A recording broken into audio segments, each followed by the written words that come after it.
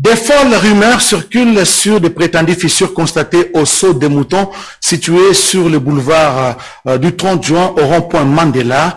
La rédaction française a dépêché une équipe sur le terrain. Il n'en est pas le cas. Reportage à suivre dans ce journal.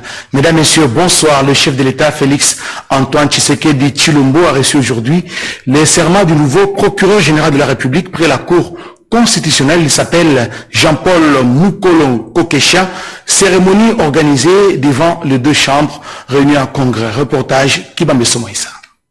Une brève cérémonie mais pleine d'importance ce mardi 2 juin 2020 au Palais du Peuple, à savoir la prestation des serments du nouveau procureur général près la Cour constitutionnelle, une des marques du processus de réforme judiciaire d'essai. Le chef de l'État, Félix Antoine Tshisekedi Tshilombo, a effectué le déplacement du Palais du Peuple pour la circonstance. Dans la grande salle de congrès, la conseillère principale du chef de l'État au collège juridique, Dr Nicole Tomba Boacha, a d'entrée de jeu circonscrit les contextes de la cérémonie avant de faire la lecture de l'ordonnance numéro 20/004 du 7 février 2020 portant nomination du procureur général près la Cour constitutionnelle Jean-Paul Mukolo Kokesha. Ce dernier a aussitôt après prêté serment devant les membres de l'Assemblée nationale et du Sénat en présence du président de la République qui a pris acte de sa prestation de serment. Je jure la Constitution et les lois de la République démocratique du Congo de remplir loyalement et fidèlement, avec dignité et honneur, les fonctions qui me sont confiées. Je prends acte de votre prestation de serment en qualité de procureur général près la Cour constitutionnelle. Mes très sincères félicitations. Le nouveau procureur général près la Cour constitutionnelle a été ensuite convié à signer le procès verbal de prestation des serments en présence du directeur de cabinet du chef de l'État AI, Dr Désiré Cachemire Kolongele Eberand. Le procureur général près la Cour constitutionnelle, Jean-Paul Mukolo Kokesha, a été longtemps avocat général. Ça fait 3 mois et presque 3 mois depuis que la pandémie du coronavirus s'est déclarée en République démocratique du Congo. Vous vous en doutez, depuis le 10 mars dernier. L'heure est aujourd'hui à l'évaluation des activités menées jusque-là. Une séance de travail a été organisée autour du chef de l'État et président de la République, Félix Antoine Tshisekedi Tshilombo, pour évaluer, bien entendu, les mesures prises jusque-là. Guilain Kabalundi. 3 mois depuis la détection du premier cas du coronavirus en République démocratique du Congo. 3 mois après, l'heure est au bilan. Voilà pourquoi le président de la République, Félix Antoine Tshisekedi Tshilombo, a présidé ce lundi à la Cité de l'Union africaine une réunion avec les membres de la Task Force présidentielle. Cette structure, qui représente les yeux et les oreilles du chef de l'État dans la riposte contre la Covid-19, a fait son rapport global aux premiers citoyens du pays. On en est au niveau où on doit relever beaucoup de défis. Les défis sont de plusieurs ordres, mais la structuration c'est fait autour du président de la République, sous le leadership du président de la République. Alors, on a des défis qui soient des défis au niveau du contrôle de l'épidémie, c'est-à-dire qu'elle ne s'étende pas. On a des défis au niveau de la prise en charge. Vous voyez souvent les médias parler beaucoup de prise en charge. Et puis, on a des défis au niveau maintenant de la surveillance de cette épidémie au niveau national. Et enfin, on a des défis socio-économiques qui découlent de l'épidémie.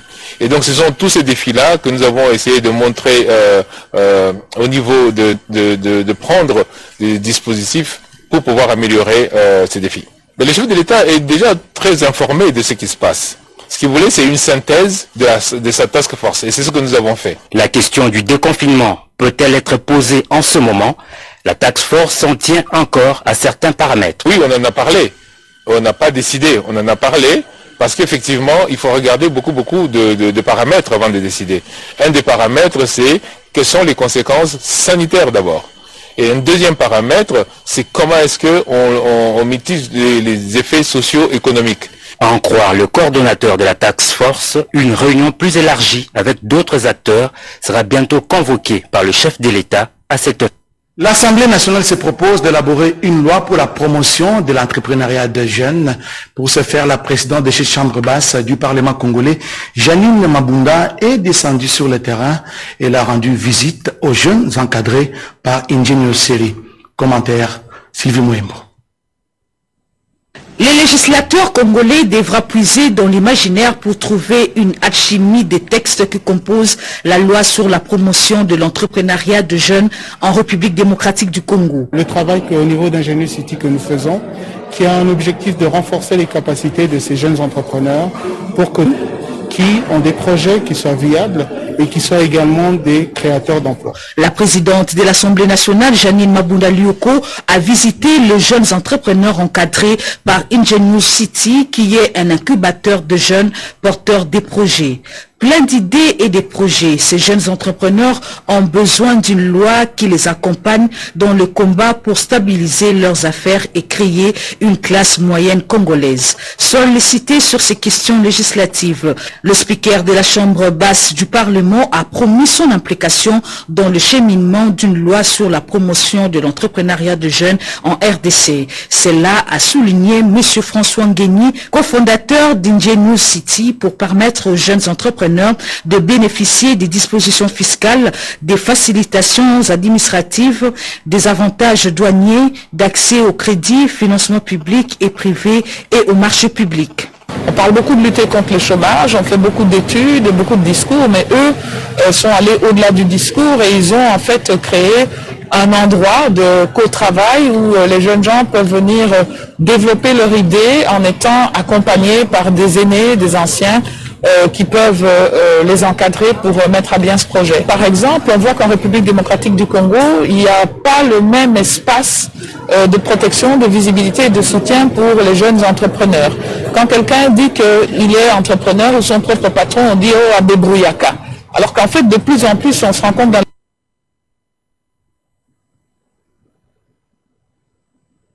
les pays africains, à cause de la jeune génération que nous avons, qu'ils ne vont plus aller dans des entreprises, ils vont créer leurs propres entreprises ou créer leur emploi qu'ils ne trouvent pas dans les entreprises aujourd'hui.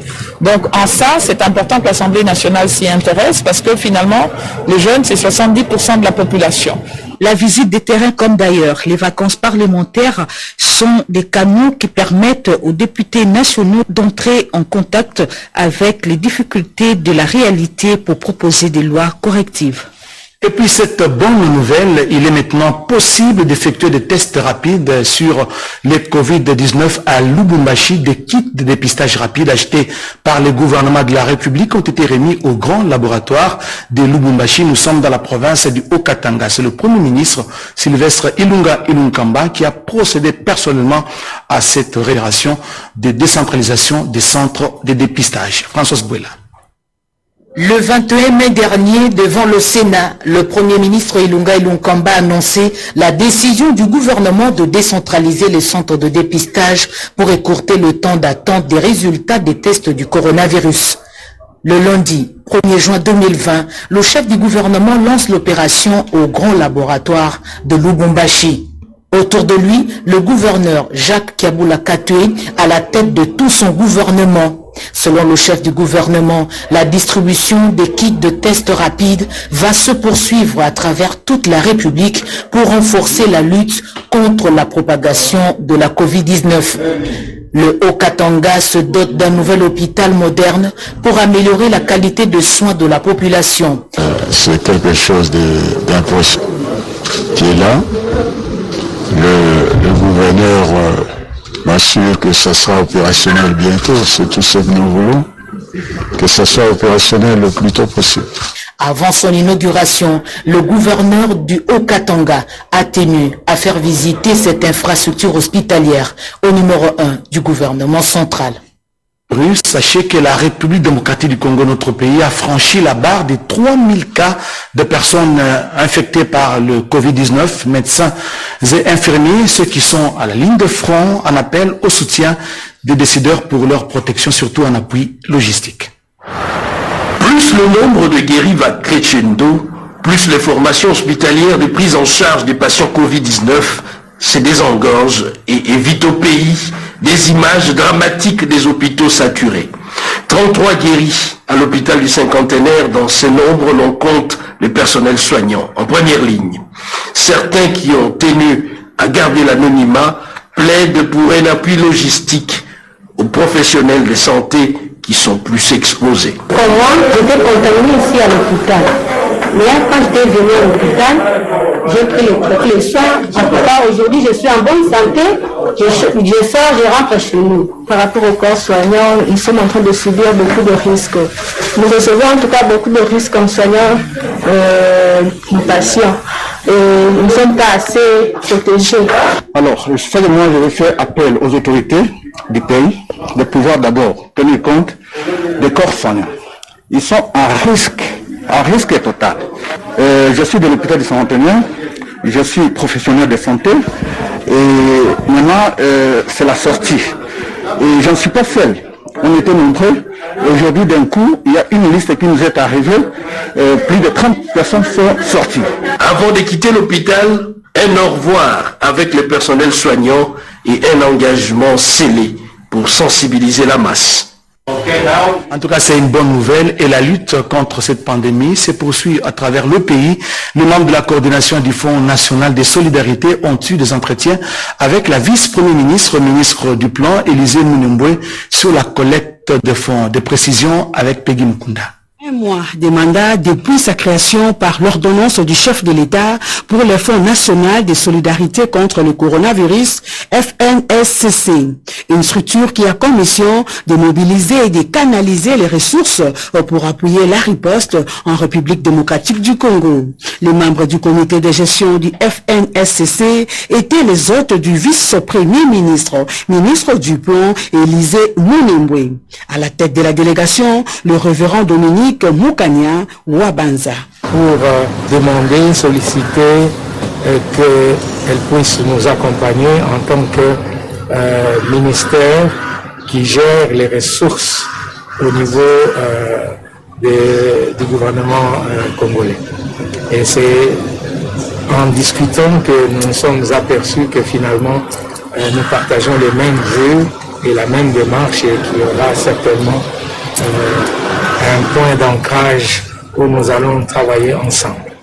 Il faut soutenir la communauté puisque dans le confinement, nous connaissons ce qu'il y a beaucoup de conséquences sur le plan alimentaire et sur le plan aussi économique.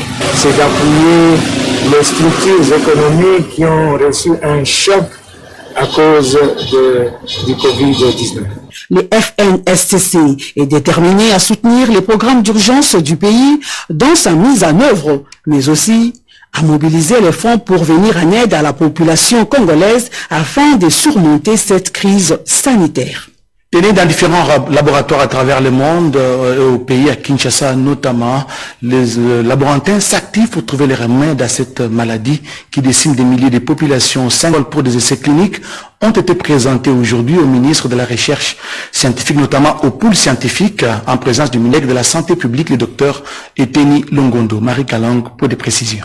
À la montée vertigineuse des cas liés à la pandémie du Covid-19 dans certaines villes de la République démocratique du Congo, le ministre de la Recherche scientifique et innovation technologique, son collègue de la santé et toutes les parties qui font équipe de riposte se sont réunis pour débattre sur les 5 protocoles pour des essais cliniques. Le ministre de Recherche scientifique et innovation technologique, José Pandakabango, a mis sur pied le pôle scientifique qui met au centre de cette lutte tous les chercheurs qui ont l'impérieuse mission d'apporter tout un chacun ses recherches et résultats obtenus. Leurs expériences sont soumises au scrutin technique que dirige le professeur Jean-Jacques Mouyembe. C'est une grande première qui répond à la recommandation du chef de l'État et président de la République, Félix Antoine Tshisekedi Tshilombo, qui encourage les chercheurs congolais à parvenir à des solutions efficaces et rapides contre la maladie à Covid-19. Le chef d'État nous a demandé que nous puissions ensemble nous mettre autour de la recherche scientifique pour définir les conditions en appuyant mon collègue de la santé qui est au fond avec le professeur Niembe.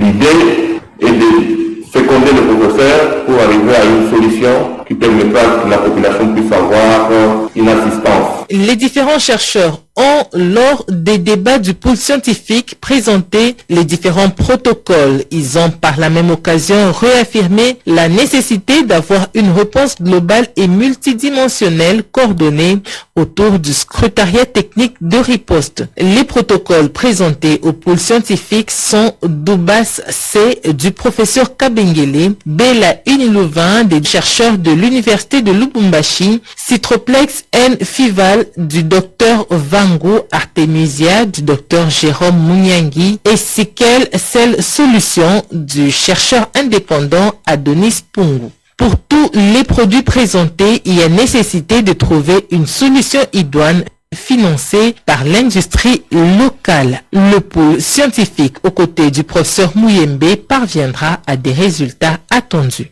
Et puis découvrons ces communiqués qui nous émanent de l'Union pour la démocratie et le progrès social UDPS. En voici les contenus. Les bureaux de la commission électorale permanente du parti CEP en sigle informent toutes les instances du parti, aussi bien à l'intérieur qu'à l'extérieur du pays, que M. Jacquemain Chabani Louko n'est plus président de celle-ci depuis le 12 février 2020 suite aux élections organisées au sein de cette structure pour des raisons de mauvaise gouvernance. Par conséquent, nous prions l'exécutif ainsi que toutes les structures statutaires du parti de pouvoir faire passer ces messages afin de mettre hors d'état de nuire ses présidents honoraires, M. Jacquemain Chabani Louko, qui désoriente l'opinion tant nationale qu'internationale, engageant illégalement la CEP dans les buts inavoués de déstabiliser l'UDPS, fait à Kinshasa le 1er juin 2020, Gédéon Aboukasséa, président.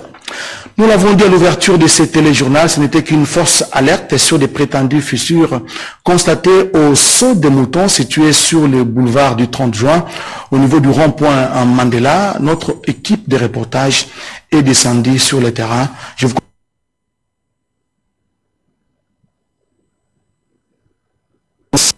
Nelson Mandela aujourd'hui s'est érigé ces sauts de moutons dans le cadre du programme de 100 jours du président de la République. Nous sommes justement venus constater, parce que sur les réseaux sociaux, état des différentes fissures qui sont déjà visibles selon les images publiées sur les réseaux sociaux. Mais ce technicien de sol qui travaille justement sur cet ouvrage situé au croisement boulevard du 30 juin, avenue des Libérations, communément appelée la place Nelson Mandela, nous explique de quoi il s'agit exactement. Ce que les gens appellent des fissures, ce ne sont pas des fissures. L'intersection que nous avons mis du goudron pour coller le béton et la route. Il y a juste quelqu'un qui est passé, qui a vu de la bitume qu'ils ont mis dessus et qui a filmé, qui a publié, qui a dit que c'était des fissures.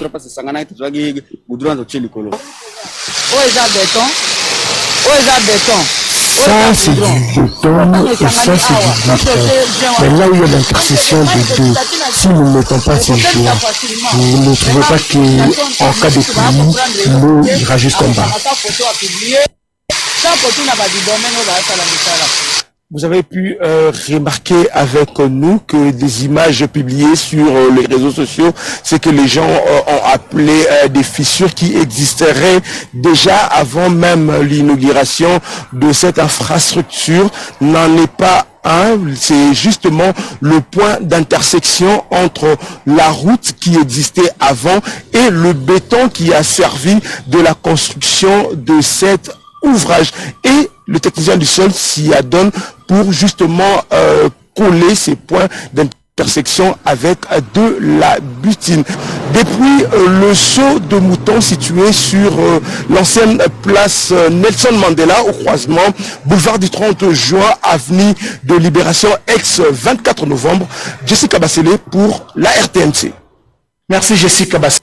Nous allons traverser le Bichungobila pour Brazzaville. En temps de paix, des hommes en uniforme se transforment en agent de développement. Lors de son séjour à Brazzaville, le ministre de la Défense nationale est désenté par l'armée de la République sœur du Congo, Emengo Imukena Lusa Diesse, ainsi que son homologues du Congo ont visité l'usine de production de boîtes de conserve tenue par des militaires.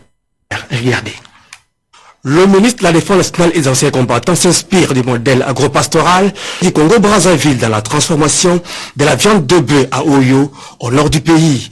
Le chef de défense avec lui le vice-premier ministre de l'Intérieur, Gilbert Kampounde Malamba, et leurs homologues de la République du Congo-Brazzaville visitaient ainsi la grande unité de production de boîtes de conserve et d'autres produits dérivés. Selon le professeur Emengoïmo Kenaloussa Diessé, cette expérience impressionne quant à l'élevage d'un grand cheptel bovin en pleine forêt équatoriale, et c'est avec une capacité d'abattage de 180 bœufs par jour.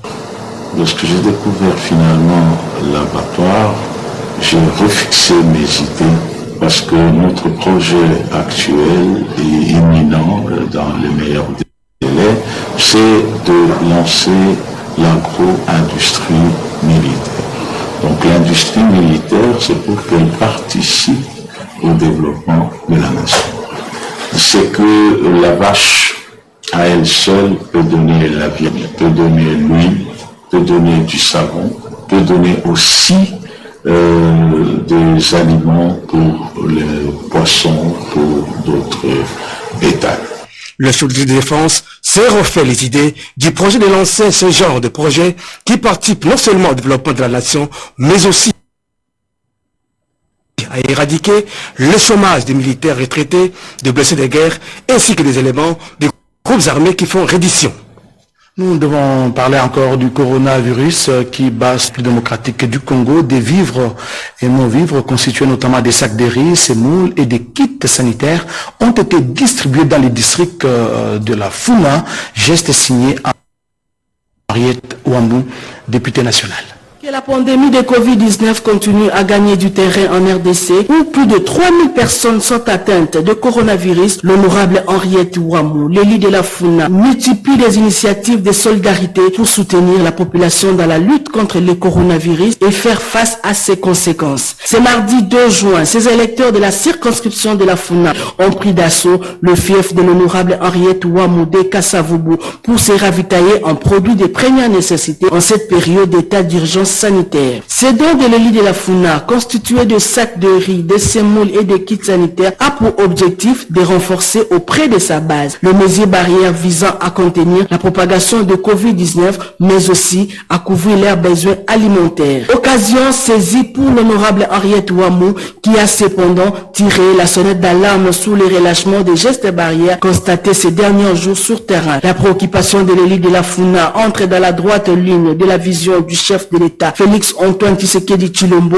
et de la présidente de l'Assemblée nationale, Janine Mabunda Lioko, celle de voir la République démocratique du Congo sur son sol, le Covid-19, qui ne cesse de décimer les populations à travers le monde. Le confinement n'a pas apporté de bonnes choses, au contraire, tout le monde à la maison, les gens qui sont habitués à vivre le jour au jour, aujourd'hui sont confrontés à des problèmes de faim. On n'a pas grand-chose, mais le fils que le peu qu'on a, le chef de l'État, Félix Antoine Tshisekedi, a parlé, il a demandé à ceux qui ont un peu puissent quand même penser aux autres par partage, par solidarité. Ces électeurs de la Funa qualifient ces gestes de l'honorable Henriette Ouambou d'une grande importance en ajoutant que cela démontre son intérêt pour la santé de la population.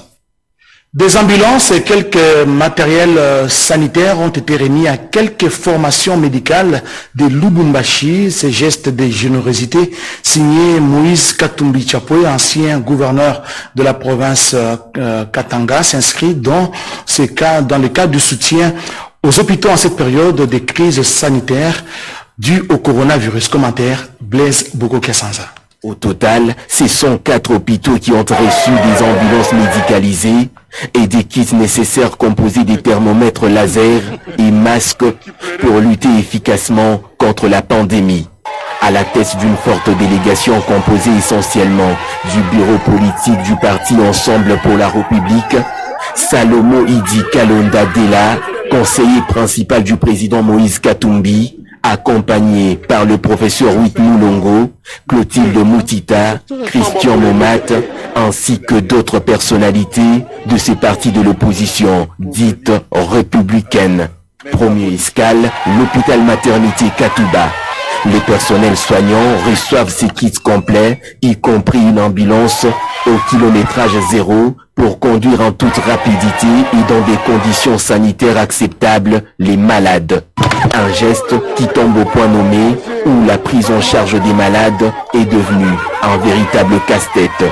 Pour ce geste, qui n'est pas le premier, il nous a doté en ambulance, il nous a doté des frigos mortuaires. Nous disons merci sincèrement pour penser au personnel qui sont au front. Après Katuba, c'est au centre de référence de la Kenya de recevoir les délégués du président Moïse Katumbi pour bénéficier de ce même dotation. Alors que le centre fait face à une autre épidémie, le choléra, pour le médecin directeur, ce geste de Moïse Katumbi donnera un nouveau souffle à son centre hospitalier. Dans la lutte de choléra, qui semblait être oubliée, sincèrement, ça nous va tout droit au cœur. Les cliniques universitaires seront la 3e escale. Nous vous remercions au nom de notre communauté. Pour achever cette tournée des dotations, c'est l'hôpital militaire de la commune Ouachi que la délégation bouclera du moins cette première journée. Vous avez reconnu le timbre vocal de nos confrères de Nyota Télévision. Les médecins congolais vivant à l'étranger ont envoyé un de matériel destiné justement au personnel soignant pour leur permettre de bien se protéger contre la pandémie du coronavirus. L'ASBL Afia Santé a sélectionné l'hôpital de Kitambo et le centre hospitalier pour mères et enfants pour remettre ces dons, nous dit Odepanda.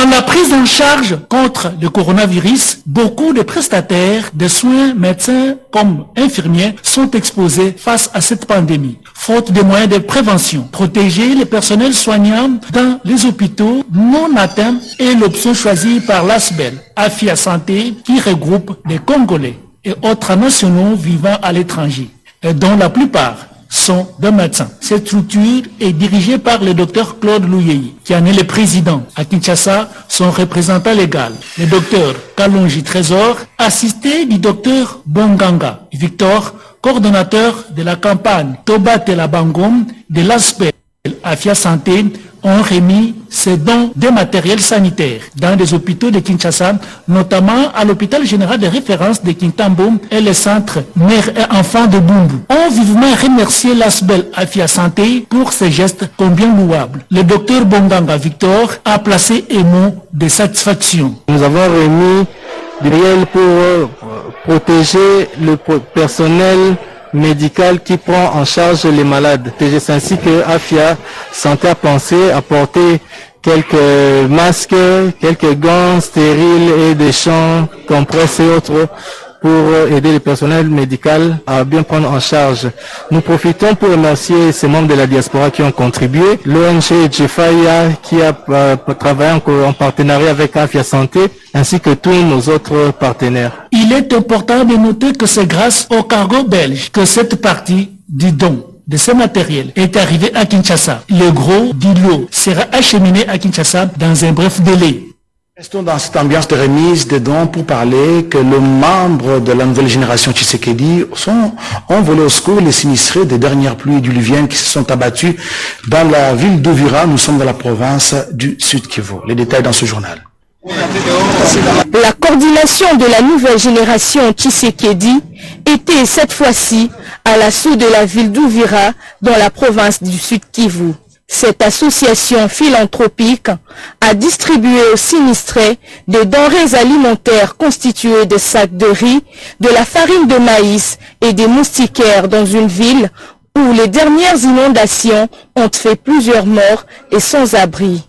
François Ramazani Eradi, coordonnateur urbain, n'a pas ménagé sur les moyens pour procéder à l'assistance des sinistrés de la catastrophe naturelle des pluies diluviennes du 17 au 19 avril 2020 qui avaient causé des dégâts énormes dans la ville d'Uvira.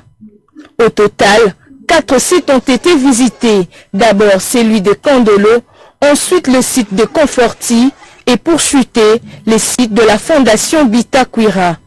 Cet habitant sinistré demande à Dieu de bénir encore plus Junior Mata. On a bénéficié de l'aide. Cette association a eu pitié de nous en nous offrant des produits de première nécessité. Nous demandons à Dieu de leur donner encore plus de force afin qu'ils continuent à aider le Congolais. Ces mouvements socio-associatifs du développement se dit déterminés à accompagner les actions du chef de l'État Félix-Antoine Tshisekedi en cette période difficile frappée par la Covid-19 pour faire triompher les slogans « Le peuple d'abord ». Merci Pengue pour ce reportage. Avant de nous quitter, quelques notes tristes, quelques communiqués nécrologiques à lire dans ce journal.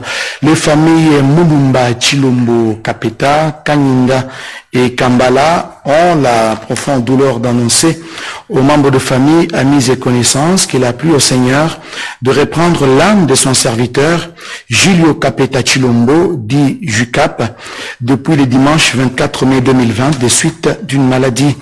Le programme de funérailles se présente de la manière suivante. Demain, mercredi 3 juin 2020, à partir de 7 heures, levée du corps à la morgue de l'hôpital du Cinquantenaire dans les stricts respect des mesures d'hygiène et la stricte intimité familiale de 12h à 18h. Recueillement pour tous ceux qui l'ont connu dans la parcelle familiale située sur l'avenue Esbaï, numéro 5, quartier Macampagne, dans la commune d'Engaliema, référence Saint-Luc, au Food Market. Ainsi, fête à Kin 2020 pour la famille, le pasteur Jacques Kambila Chilombo a signé ces communiqués. Cet autre communiqué nécrologique, le bureau politique du parti Lumumbiste Unifié Palou a la consternation d'informer l'opinion tant nationale qu'internationale, ainsi que toute la famille politique des nationalistes, du décès inopiné de son secrétaire général, chef du parti Lumumba Gizenga Lugi, décès survenu la nuit du lundi 1er juin 2020 aux alentours de 23h aux cliniques Ngaliema Saint-Air. En attendant le programme officiel des obsèques, les bureaux politiques du Palou invitent les militants et militantes au calme et à garder une pensée pieuse en mémoire de ces grands artisans de la gauche congolaise. Les deux se tient au siège du parti, non loin du pont Matete, et ce, dans la stricte observance des gestes barrières édictés par le chef de l'État Félix Antoine Tshisekedi Chilombo, que la terre de nos ancêtres lui soit douce. Fête à Kinshasa le 2 juin 2020, Sylvain Ngabou Chumbu, deuxième secrétaire permanent adjoint en charge des questions administratives au sein du Palou.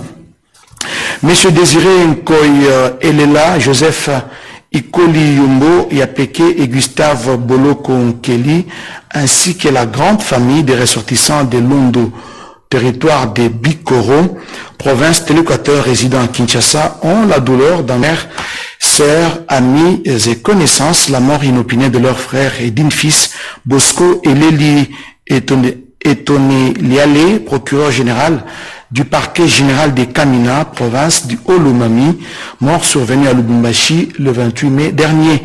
L'inhumation de l'illustre disparu aura lieu ce mercredi 3 juin au cimetière nécropole Kasangiri, ville de Lubumbashi.